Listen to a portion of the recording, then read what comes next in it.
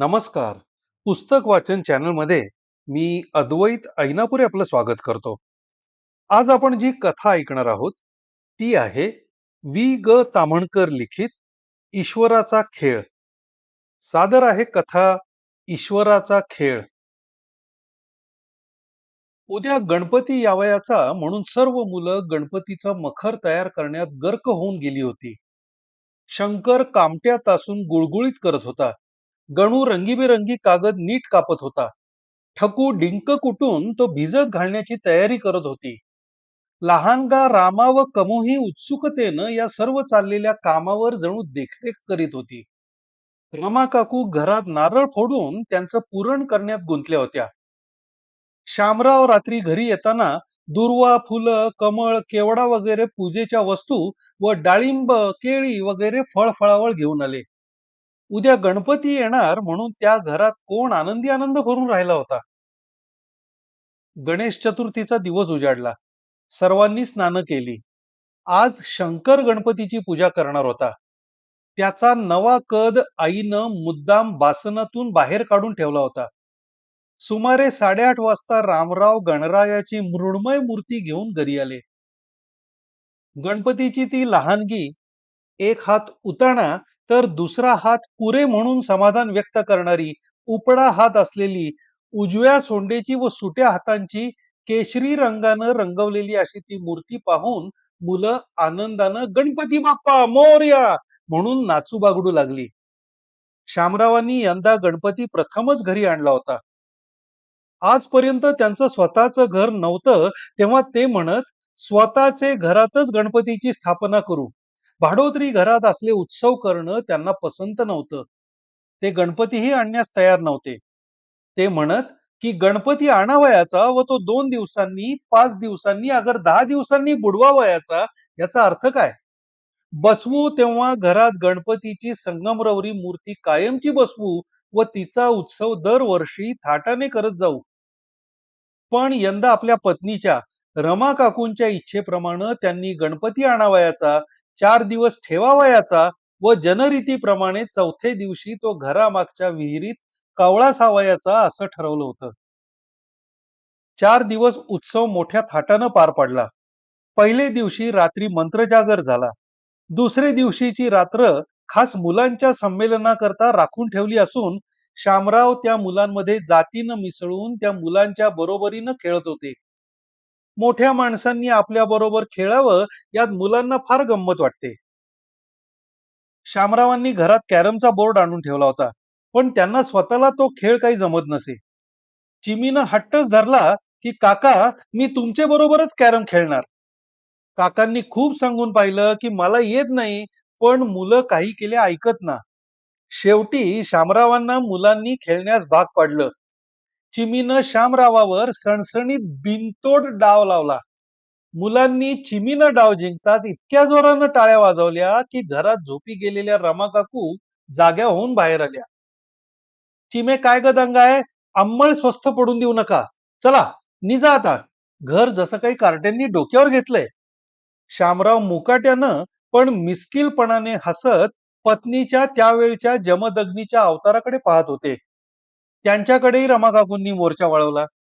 शामराव तरीही शांतपणे व मुग्धतेनं त्यांच्याकडे 5 मिनिटं पाहत राहिले. तेव्हा अखेर रमा काकू म्हणतात, शर्थ झाली बाई, मोठी माणसंच लहान मुलात मिसळली, मग बोलायचं तरी काय आणि कुणाला? आणि मग मुलांकडे वळून त्यांनी सर्वत्रांना आपापल्या अंथरुणावर पिटाळलं. मग खेळ तेथेच संपला. तिसरे दिवशी शामरावांची मित्रमंडळी जमली. लहान मुलांना आज 11 वाजेपर्यंत जागण्याची परवानगी होती.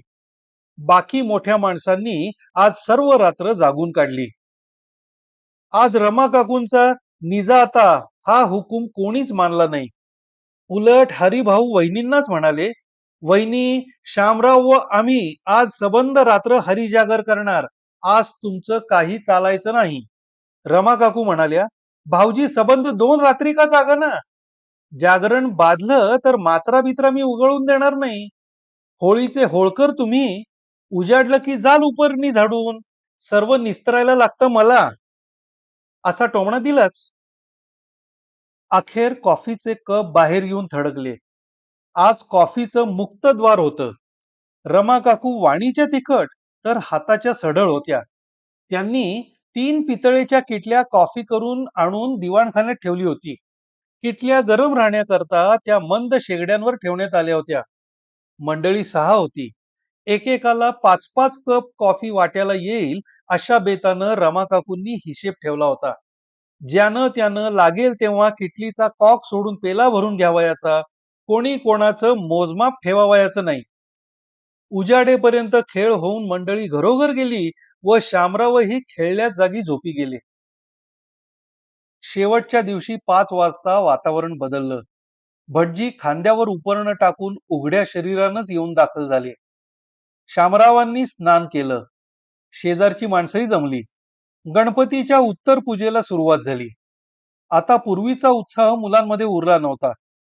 रामू व कमी गणपतीची मृण्मय मूर्ती मखरातून काढून नुसत्या दुर्वा वाहून ठेवलेली पाहून जरा गोंधळलेली दिसली. मंगलमूर्तीच्या हातावर व पोटावर लोणी ठेवण्यात येऊन मंडळी मागच्या बाजूला विहिरीच्या रोखाने निघाली. 4 दिवस देव म्हणून मखरात बसवलेली मूर्ती विहिरीत टाकण्याकरता चालवली आहे असं जेव्हा रामू व कमूस कळलं तेव्हा गणपती बाप्पाला बुडवायचा नाही असं म्हणून जो रडण्याचा आकांत त्यांनी मांडला तो काही विचारू नका. अगं कमा, बाप्पा पुढच्या वर्षी परत यायचाच आहे, आता तो बुडवायचाच.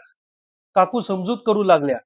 रामूनं काकांच्या धोत्राचा सोगा पकडला तो त्यांना पुढे जाऊ देईना. कमा नुसती आईचे ओचे धरून राहिली होती. रामूनं तर सत्याग्रह करण्याचंच ठरवलं. नाईलाजानं श्री गणराज भटजींच्या स्वाधीन करून शामरावांना रामूला घेऊन परत फिरावं लागलं. इकडे इतर मंडळींनी गणाधीशास त्यांच्या घरी पाठवून दिलं. मातीत माती मिळून गेली, पण रामूची व कमाची समजूत काही केल्या पटेना. रमा काकू उग्रावतार धारण करत्या, पण शामरावांच्याही डोळ्यात पाणी आलेलं जेव्हा त्यांनी पाहिलं तेव्हा त्या दोन्ही मुलांना त्यांच्याजवळ सोडून चालत्या झाल्या.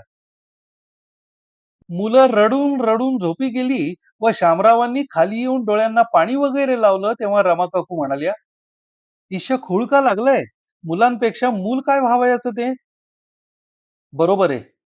आपला विना गेला तेव्हा तू काय करत होतीस ते आठवतं का तुला? तुझी समजूत करणं आम्हाला अशक्य झालं होतं. आपला विना 4 वर्षांचा होऊन गेला. गणपती बाप्पा 4 दिवसात आपण घालवला. विना गेल्याचं जे दुःख तुला तेच दुःख गणपती बाप्पा गेल्याचं रामा कमाला. मातीचा गणपती आणणं नेणं हा माणसांचा खेळ. मानवी देह जन्माला घालून पुन्हा त्याचा लीलेनं संहार करणं हा ईश्वराचा खेळ. आपणा अजाण माणसांना ईश्वराची लीला समजत नाही. आपल्या मोठ्या माणसांच्या लीला मुलांना समजत नाहीत. बाकी त्या खेळात व या खेळात फरक काय आहे?